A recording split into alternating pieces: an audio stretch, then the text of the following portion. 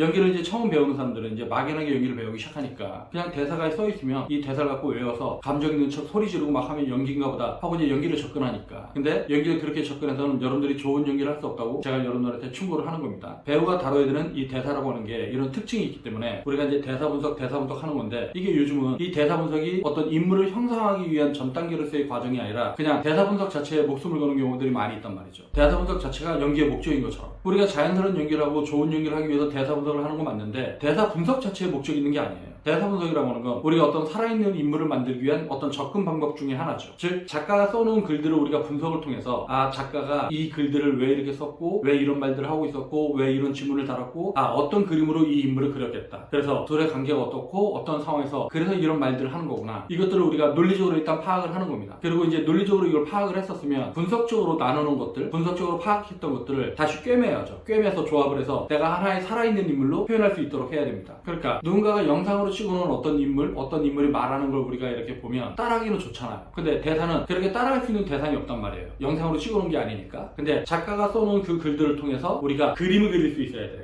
이 사람은 이런 말투를 쓰네? 이 사람은 누군가가 이렇게 얘기를 하니까 거기에 대해서 되게 퉁명스럽게 대답을 하는구나. 인물 자체가 되게 퉁명스럽네? 근데 또 이렇게 한편으로 어떤 사람들에 대해서 되게 친절한 구석도 있네? 즉, 작가가 써놓은 인물이 매사에 퉁명스러운 게 아니라 퉁명스러울 땐 퉁명스러운데 또 어떤 경우에 굉장히 친절하고 매너 좋고 선한 측면이 있네? 이런 것들을 우리가 파악을 하는 거죠. 이런 것들을 우리가 이제 제대로 분석할 수 있는 능력이 없으면 우리가 어떤 인물을 연기할 때 얘는 퉁명스러운 놈, 얘는 나쁜 놈, 얘는 무조건 나쁜 놈이야. 그래서 처음부터 끝까지 내내 퉁명스럽고 나쁘게만 연기하려고 한단 말이죠. 근데 작가가 써놓은 그 인물은 매사에 퉁명스러운 게 아니라 어떤 특정한 순간에는 되게 상냥하고 친절한 부분들이 있는데, 그런 부분들을 우리가 놓치게 되면 살아있는 인물을 형상화할 수 없다라고 하는 거죠. 그래서 우리가 결국 이제 대사 분석을 한다라고 하는 건 결국 좋은 연기를 하기 위해서, 관객들이 납득할 만한 어떤 인물을 형상화하기 위해서, 자연스러운 연기를 하기 위해서, 그러기 위해서 대사 분석을 하는 겁니다. 그래서 여러분들이 대사 분석하는 요령을 알고 방법을 알면 여러분들이 그 늪에 빠져서 계속 허우적거리는 게 아니라, 대사 분석하는 방법을 알았고 거기서 얻을 게 얻었으면 여러분들은 딱 빠져나와야 돼요. 그래서 대사 분석을 통해서 얻어진 어떤 구체적인 이미지를 가지고 여러분들이 그걸 갖고 어떻게 표현할 것인가, 이 훈련들을 해야 된다고 하는 거죠.